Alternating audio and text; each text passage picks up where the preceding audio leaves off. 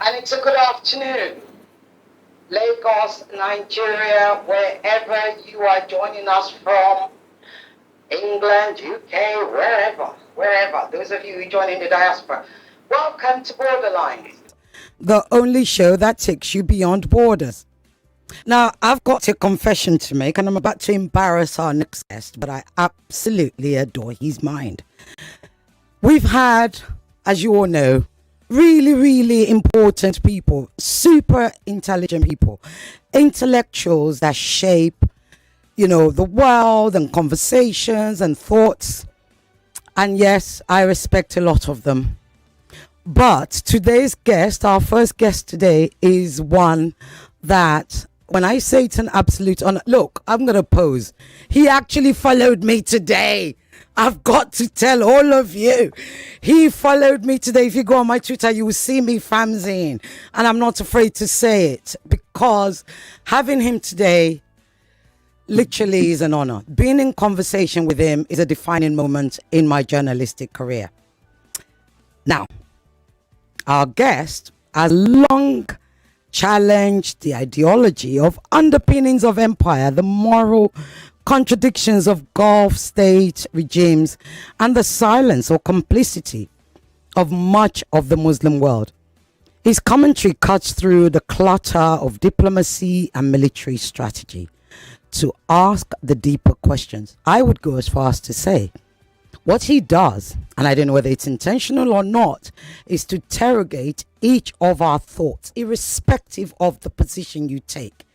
It is my absolute pleasure to welcome the geopolitical analyst and founder, Middle Nation Movement, the great Shahid Bolsen. Welcome.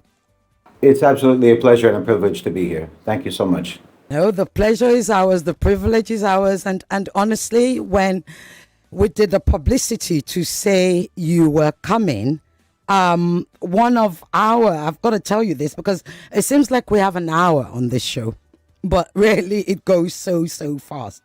So one of our, sort of most vociferous intellectual minds, he said this, he wrote this to me when he saw our advert. He said, one of the most brilliant men on the planet and a man for whom I have the utmost respect. Please send him my very best. I'm very touched. I'm afraid that the build-up is a bit much. I might let you down. I hope not. Well, no, I doubt it. So let's talk. I mean, I did it's not even like I didn't know what you would say or I hadn't seen your pieces before. But of course, as a good journalist, I had to do my homework on you and be prepared for today. One of the things that I didn't know, though, which is curious, is how you were shaped by Malcolm X and the book you read and how you became a Muslim. Would you like to kind of take a few minutes to tell us, because of course we have a lot of listeners from Nigerians, we have a lot of Nigerian listeners in the diaspora as well. Those who may be new to the philosophy, the man that is Shahid Bolsen. Well, I'll try to make it brief, but with regards to Malcolm X, I happened to read his autobiography in an African-American studies class in university at a time when I was exploring many different religions. I was raised nominally Catholic, and I began exploring different religions in my late teens. And when I was in university, I read the autobiography of Malcolm X, and up until then, I had determined that of all of the religions that I was going to explore, there was no need to explore Islam. Because I was raised in the United States and we were taught from, very early on. I mean, in my day, the big enemy was Khomeini after the revolution in Iran and the hostage situation with the American embassy and so on. And then there was Gaddafi, and there was Abu Nidal, and there was all of these issues that shaped our thinking about Islam and Muslims, that they were just extremist, violent, terrorist killers, crazed, that basically Islam was some sort of a cult. And so I was going through a religious exploration, and I was finding things in many different religions that resonated with me. Different religions emphasize different qualities and so forth. And when I read the autobiography of Malcolm X, obviously, as anyone would be, I was incredibly impressed with the man. I was incredibly impressed with his honesty, his courageousness, his bravery, his discipline, his integrity. And then when in the course of reading the book, of course, I discovered that he converted to Islam properly when he made the Hajj. And that made me think, well, okay, maybe if a man as intelligent as him, as brave as him, as disciplined as him, can find some value in Islam, then maybe it's worth studying. Maybe I can take or cultivate some of the qualities that he had through Islam.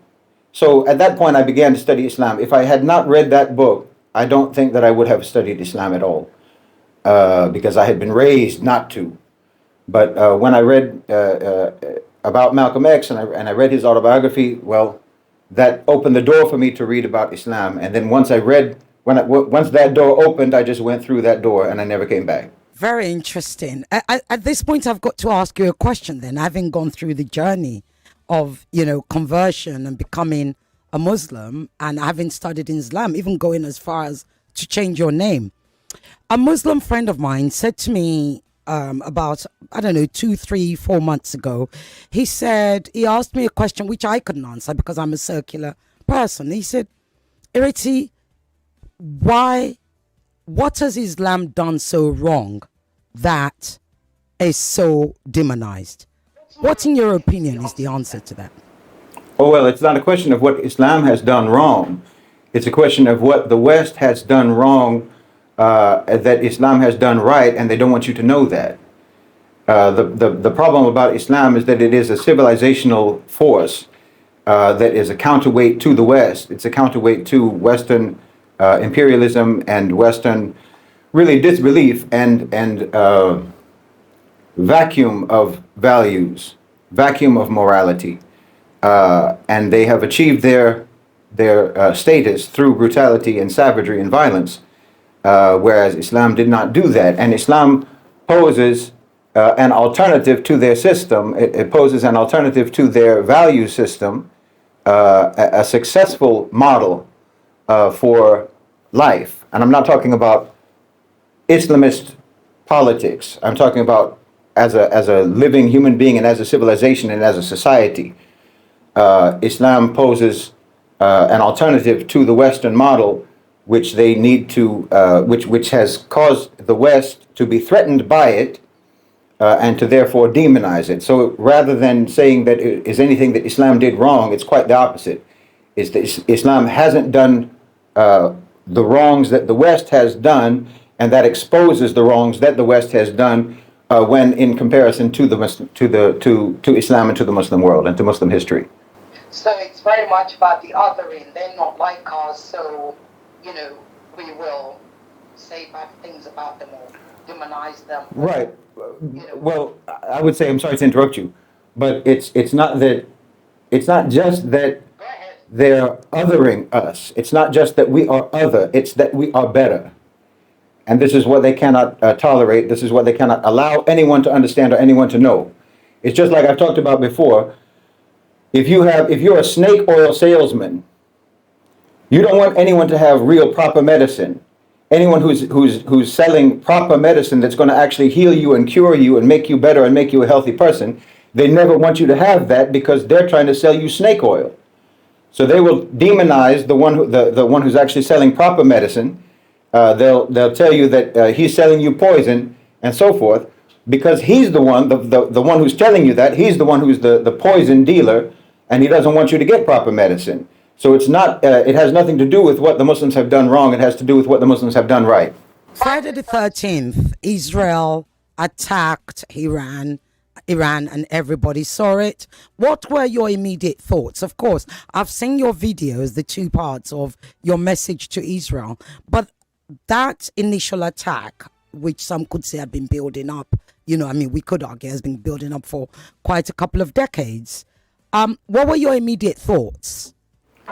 Well, my immediate thoughts was to put it in the context of a 40-something year relationship of symbiotic antagonism between Israel and Iran, a three-way really, between Iran, Israel, and the United States. There's a symbiotic relationship, and always has been, or at least since 1979, between Israel and Iran, which is not to say that they're friends. I always need to re-emphasize that. It's not to say that they're friends, but they have a symbiotic relationship and have for decades.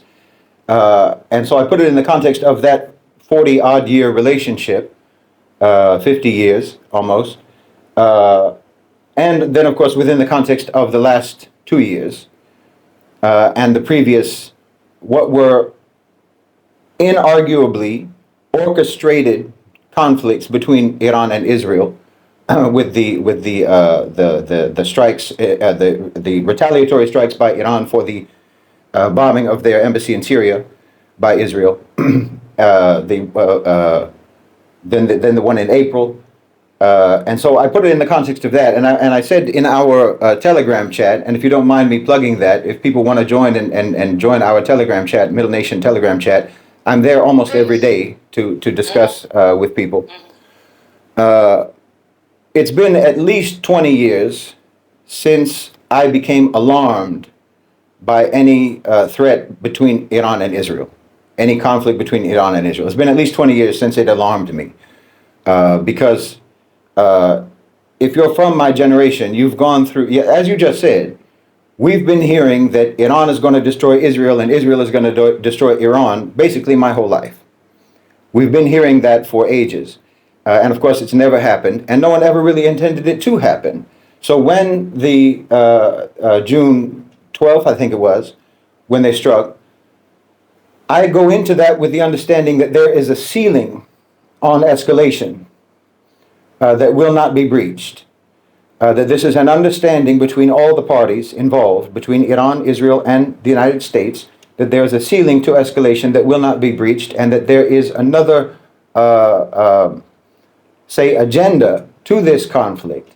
And then I also put it in the context of what I understand to be the consensus of the power structure, which I refer to here as the A-National OCGFC, which is the owners and controllers of global financialized capital who transcend national boundaries, national borders.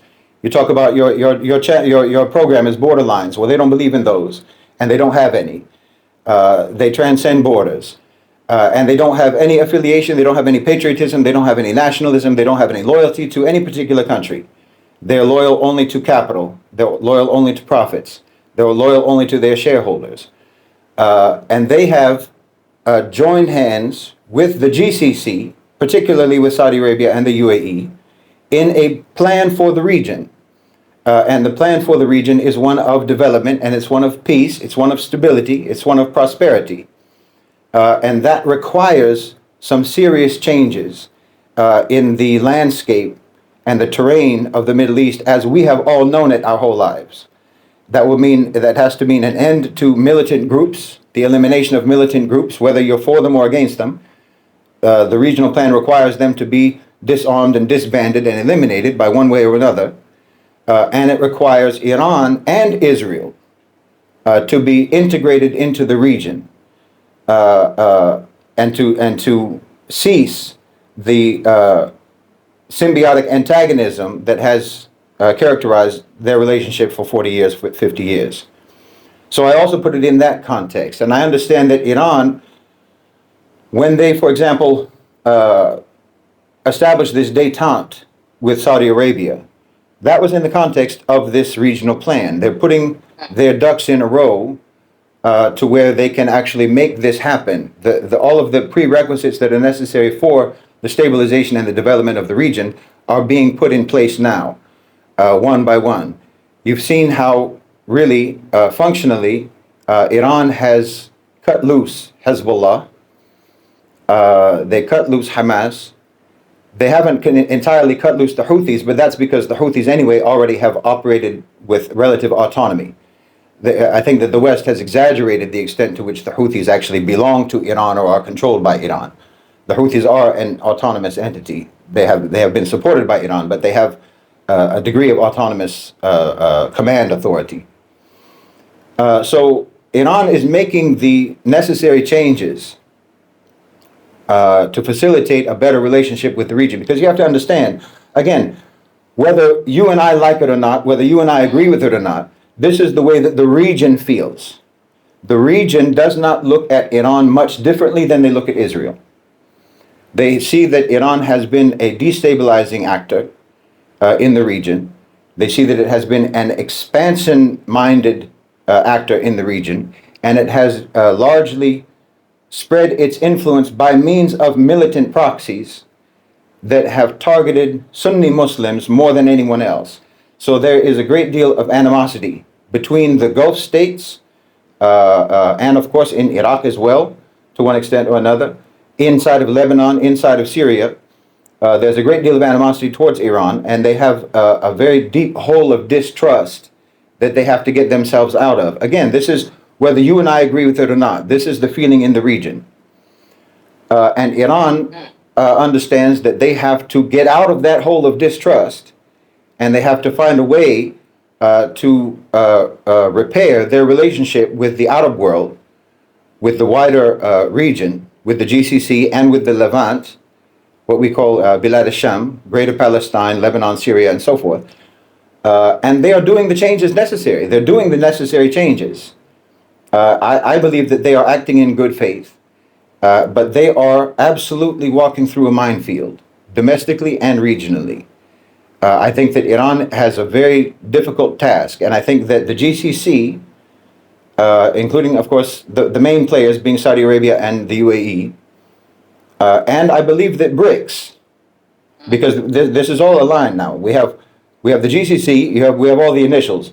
We have the OCGFC, the owners and controllers of global financialized capital. You have BRICS, and you have the GCC. These are all the players that are involved in planning for the region.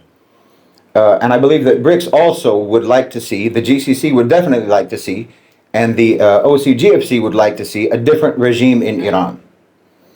But they are giving Iran a chance to change its own regime by the way it operates, so that it doesn't have to be overthrown or toppled. I think that no one wants to see it toppled in a violent way, in an aggressive way, because that would be devastating for the region. And I think that even though they have a contingency plan for if we have to do it that way, we'll do it that way, but that would mean delaying the development of the region for at least 20 years. And I don't think anybody wants to wait that long. So they're giving Iran an opportunity to change its own behavior in the region and to change its own internal dynamics. But Iran needs help in changing its own internal dynamics, because you have some hardliners. You have the IRGC hardliners. And I think that they need to defang those elements within their own structure. But it's much easier, it's much safer to let someone else defang you than for you to defang yourself, because you would face severe domestic opposition and uprising if the Iranian regime appears to be softening. When they've built their whole aura, they've built their whole ethos on resistance. Right.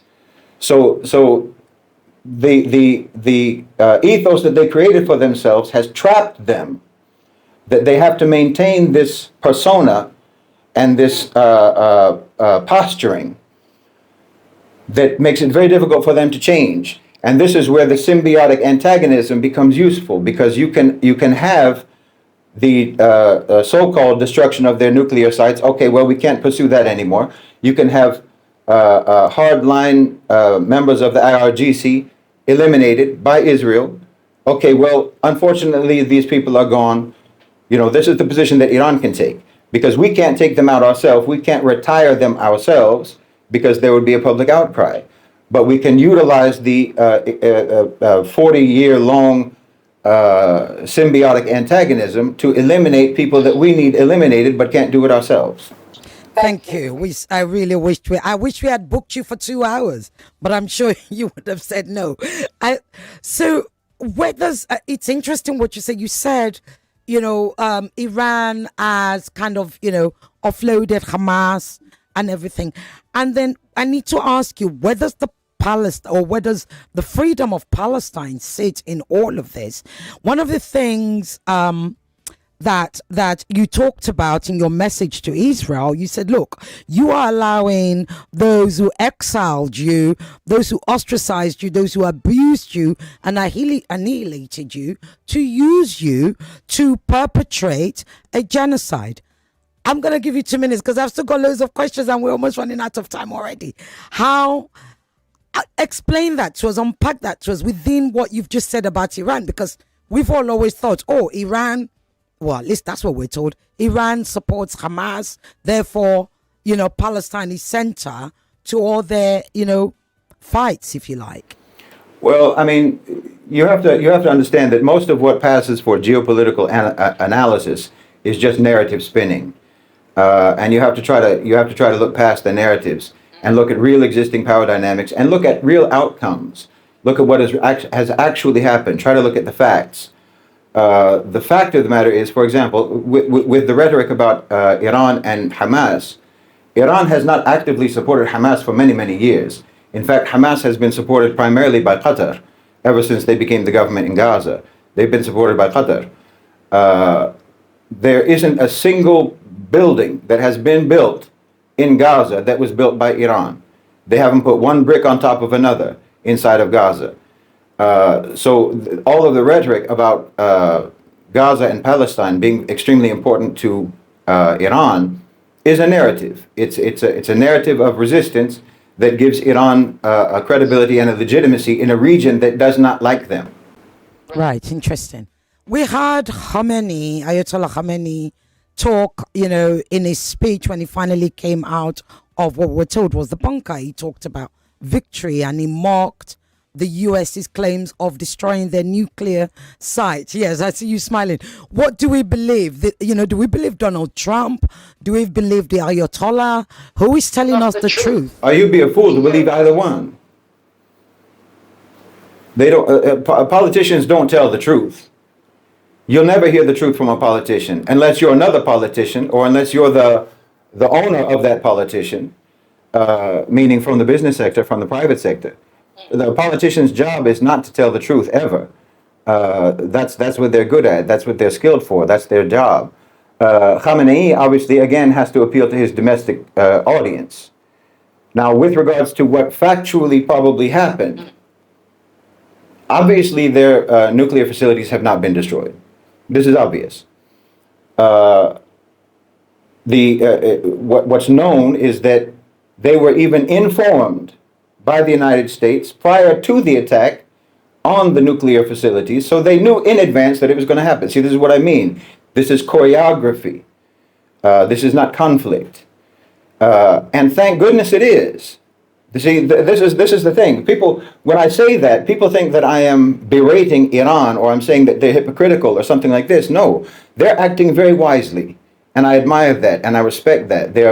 Iran is extremely intelligent and pragmatic and realistic in how they approach their political circumstances and conditions in the region. I respect it immensely. And alhamdulillah, and thank goodness and thank God, that the escalation wasn't real, that the conflict wasn't real, that there was never any real danger of World War III. And everyone who was in our Middle Nation chat knew that, while other people were losing their minds thinking that we're about to face the end of the world. No, we understand what the real power dynamics are. We understand what the real relationships are. We understand that this was a choreographed event. I know you gave me only 2 minutes, but the facilities were not destroyed. Iran still has a nuclear capacity, and they still will have a nuclear capacity. And by the way, America will help them with a civilian nuclear program. They just announced that. America is going to help Iran now with maybe $30 billion lifting of sanctions to help Iran have a civilian nuclear program. This is choreography. The whole point here is to try to remove what was obliterated. Let me tell you, this is the simple way to put it. What was obliterated was not Iran's nuclear capacity, but the threat narrative around that nuclear capacity. That was what was eliminated. That was what was obliterated. And that's why Trump is insisting on that, despite even what his own intelligence experts are leaking to the public. Well, his own intelligence experts are saying that no, the facility was not destroyed. Khamenei is saying that the facility was not destroyed. The Israelis are saying that the facility was not destroyed. Everyone knows that it wasn't destroyed. But what was destroyed by Donald Trump's statement that the threat is over. That was the whole point of this, was to destroy the threat narrative of Iran. Indeed. Let's talk about impunity. We, even in one of your monologue, you said, we're looking at least 100,000 dead in Gaza. Israel, despite the fact that Benjamin Netanyahu there's a warrant for him. Karim Khan, the prosecutor, has been threatened both by the United Kingdom, and he's had sanctions on him, etc. What can we expect as a sort of, a redress, a justice for what we're seeing right now? Because, of course, the Hamas Politburo members are dead who have warrants against them. Netanyahu and Yoav Gallant are still very much alive. What can we expect, or should we not be expecting anything at all? Is this just a case of they're going to get away with the war crimes and that's that? By all appearances, now again, I feel I have to preface what I say by a kind of a disclaimer, because I think that I often maybe come across as cold when I discuss these matters, because I'm just talking about what is the most probable thing. I'm not saying what I want to have happen and the way that I think things should go, but the way that things will most likely go. Just trying to make a factual observation. Most likely there will be no accountability for Netanyahu. Most likely he will not be handed over to the ICC. Most likely he has already negotiated his exit from Israeli politics. And that has been, and you see now, I just saw today that Trump is calling for is saying that Israel should shut all of the cases domestically that they have against Netanyahu, because he's up against many cases of corruption and so forth inside of Israel that could see him put in jail in Israel. And Trump is calling for those cases to be dismissed as if it's his to do. And I think that signals that they are trying to prepare an off-ramp for Netanyahu that he will agree to. And I'm not, there's no way that he's going to agree to an off-ramp that leads directly into a jail cell. So Netanyahu will most likely be freed of the charges. I mean, there's a few different timelines, as young people would talk about today in the multiverse, right? There's a few different timelines that could develop. One would be that he will go to jail in Israel for the crimes that he's committed. The much lesser crimes that he's committed than the genocide that he's committing actively in Gaza, the corruption charges and so forth. So he could go to jail in Israel. He could also, on an ideal timeline, he'd go to the ICC and we'd see him wheeled in on a wheelchair and an oxygen tank, pretending that he's too sick to stand trial. That could happen, and we hope that it does. Another thing that could happen, which is probably far more likely, is that he will just get sanctuary somewhere else in the world in a third country. Maybe the United States is the obvious choice, although I don't think that his life would be worth living in the United States, given the pro-Palestinian sentiment among the common people. Could be Azerbaijan, could be Hungary, could be Argentina. And I think that you have to look at, for example, some of the countries that have come out and said, have stated publicly, we would not arrest him if he was here. That's signaling to the United States and to Israel, you can get rid of him over here. You can dump him over here and that'll be fine. So you can offer him that out. You can offer him that off-ramp. But I think that either way, his political future is finished. With regards to accountability. Now, here's the other thing. This is the only thing that makes me a little bit dubious about being dismissive about the possibility of accountability for Netanyahu. That is that recently in an interview with Turki al-Faisal, who was a former intelligence chief in Saudi Arabia and a very brilliant man, he talked about how Saudi Arabia has required the establishment of a Palestinian state in order for them to recognize Israel and to normalize relations. The establishment of a Palestinian state is the prerequisite. But in that interview, he added a condition, which was the prosecution of the guilty. So it's possible that Saudi Arabia would be negotiating for, yes, we want consequences for the war criminals. It's not just that we start a process for the establishment of a Palestinian state. That process must include justice. Before we go further, and I'll go back to my other question, let me ask you now. Do you think we are watching the road to a free Palestine and possibly the end of Zionism, as Ilan Pappy called it last year? Or do you think it's not going to happen in our lifetime, perhaps our children's lifetime, or perhaps never? Oh, it will happen in our lifetime, and it will happen soon.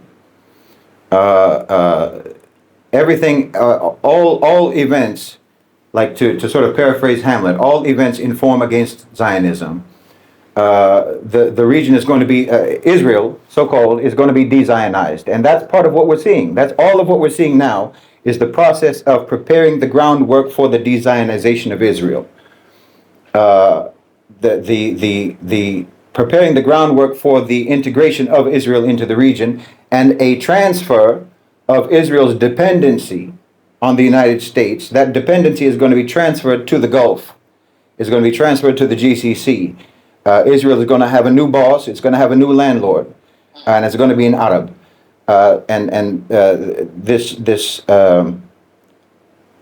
Jewish supremacy ideology obviously cannot last in those circumstances. And I think that we're going to see, we're already seeing, in fact, a relatively breathtaking depopulation of Israel by hardline Zionists. They're fleeing. They were fleeing by the tens of thousands during just a 12-day conflict with Iran. They've been fleeing that country, so-called country, ever since the genocide began. And the economic toll that all of this has taken on Israel is also causing more people to flee. So I think that we will definitely see the end of Zionism. As a sort of geopolitical forecaster, I was just talking about this again in our discussion group. When you see the way things are going, it's a little bit like watching a ball fall down the stairs. I don't need to watch the ball all the way to the bottom. I know where it's going. So I've already closed the book on the inevitable outcome on that. So for me, I've already closed the book on the inevitable outcome of Zionism, which is that for me, functionally, it's already over, because it has no life left. It has no options left. It has nowhere it can go. It has nowhere it can develop. And once those Zionists leave Israel and go to another country, they won't be Zionists once they land. As soon as they get off that plane, they won't be Zionists anymore. They're going to do everything that they can to try to integrate and assimilate into whatever country that they go to, because they know that everyone in the world hates Zionists. Everyone in the world hates what Israel has done. Everyone in the world sees them as monsters. So they're going to do everything that they possibly can once they get to a third country to renounce all of that and to disavow all of that. So there's no future for Zionism whatsoever, and it's long overdue. You said politicians never tell the truth. Why then does the world allow the biggest liars to rule the world? Okay, so I'm going to give you 2 minutes on all those 3 questions. I have to, because the lines are going crazy. And I'm glad you're smiling, because you seem to understand my problem. Why does the world allow liars to rule the world? Well, they don't. Liars are the interface between the people and the people who are actually ruling. Because the people who are actually ruling today, this maybe hasn't always been the case, but then also it wouldn't have always been the case that the rulers were liars. But today, the politicians must be liars because they're not working for the population, and the population is supposed to think that they are. The rulers, or the politicians, are just the interface between the private sector, ruling elite, and the population. They can't tell you directly, we don't care about morality, we don't care about your life, we don't care about your quality of life, your standard of living, your taxes, your cost of living. We don't care about any of those things. We just want to make money. They can't just come out and say that. So they have to use the politician as a translator to spin narratives for you that make you think that everything that your government is doing is for good and right and freedom and justice and so forth, when it has nothing to do with that. But the liars are necessary because the actual ruling elites are not the ones that you see as your rulers. Do you think the Americans, who are big supporters of Zionism, will allow Zionism to go? Oh, yeah, absolutely. I think that we give way too much credit to very superficial ideologies that are not actually based on belief, and that you can actually track the fabrication of those ideologies. You can look at when they started to believe this and when they started to teach this and when they started to indoctrinate people into this. That means that this is not a deeply held belief and it can all be undone. And it's the same inside of Israel as well. They've been teaching their people extremist ideologies in their schools for generations. They can just stop doing that. And you see already, like I said, right now, I'll give you an example. Right now, when Israelis go to Dubai, and there's a lot of them in Dubai, when Israelis go to Dubai and they get identified as Israelis, they are rightly castigated and chastised by anyone in Dubai who recognizes that this person is Israeli. What is his immediate response to that chastisement? They have been literally, it must be a script. Wallahi, it must be a script that they're told by their own foreign ministry. When you go to Dubai and anyone says anything like that to you, or you face any aggression or hostility, tell them this, because they all say this universally, uniformly. I support what you support. This is a phrase that they use whenever they are confronted about being from Israel. I support what you support. They will drop their ideology as like a bad habit, because anyway, that's what it is. They'll drop their ideology like a bad habit. And the same goes for, you're probably referring to, for example, the so-called Christian Zionists, and of course, AIPAC. And there's a whole ecosystem of lobbying groups and so forth, and media groups. There's a whole ecosystem that is based on raising money on the basis of supporting Israel. That you have to understand that's what it is. It's a money-making ecosystem. It's not actually a system of influence. It's taking advantage of a pre-existing policy that would exist with or without the Zionist lobby. And the Christian Zionists will also change their position the minute it's no longer in America's interests to be supportive of Zionism. Because it comes down to what you're supporting is American policy. That's all. Thank you. Shahid, I'm going to give you a minute because I still haven't asked you a question about Mamdani. I wanted your opinion, or if you could do all of that in a minute and 30, because they're screaming at me already. You've got to go soon. You're asking me about Mamdani in New York? Yeah, but that's not the most important. The first question from my caller was, you are wrong, that you can't separate Judaism from Zionism. And the second caller said, Palestine will never be free in the next 2 years, that you're wrong. I'd like you to respond for that. And my question is, any comment on Mamdani? Zoran Mamdani from New York, yeah. So I'm going to give you a minute and a half. Okay, well, Mamdani from New York. with regards I'll give you to... a minute and a half. Okay, with regards to the freedom of Palestine, I didn't say 2 years. I didn't give a timeline. So you can't say that I'm wrong about something I didn't say. But Palestine is going to be free, and it is going to be liberated. And they're already talking about starting a ceasefire in Gaza, which is leading into talks for the recognition by Israel of a Palestinian state. That's already happening. So you're actually behind the times. That's already being announced now. And the stepping down of Hamas, and that Gaza will be governed by regional powers, and that the negotiations are going to be participated in by the regional powers.